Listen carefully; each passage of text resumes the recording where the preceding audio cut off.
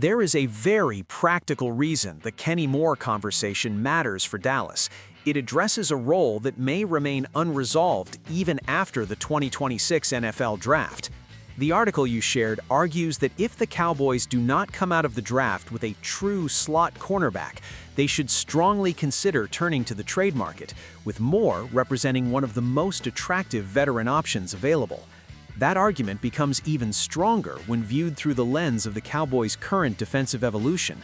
Dallas is not simply trying to add talent in the abstract, it is trying to assemble players who can execute specific roles within Christian Parker's system, and the nickel role is one of the more demanding assignments in that structure.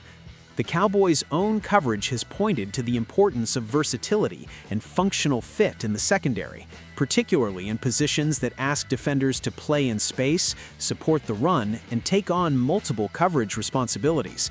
That is where Moore becomes such a compelling name. He is not merely experienced in the league, he is specifically experienced in the kind of inside defensive back role that requires rapid processing, physicality, and adaptability. NFL.com has reported that the Colts and Moore have agreed to seek a trade, so this is not a purely hypothetical target. There is a real path to availability, which makes the fit worth serious examination. The on-field case is straightforward. Moore remains one of the more accomplished slot defenders of his generation, and recent Colts coverage has continued to frame him as an effective player in that role.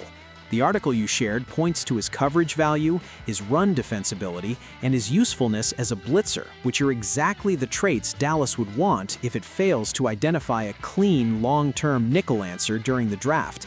That is especially important because the current Cowboys secondary does not appear to have a fully settled solution there.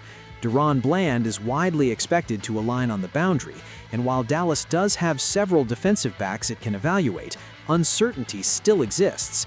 In that context, Moore would represent clarity rather than simply competition.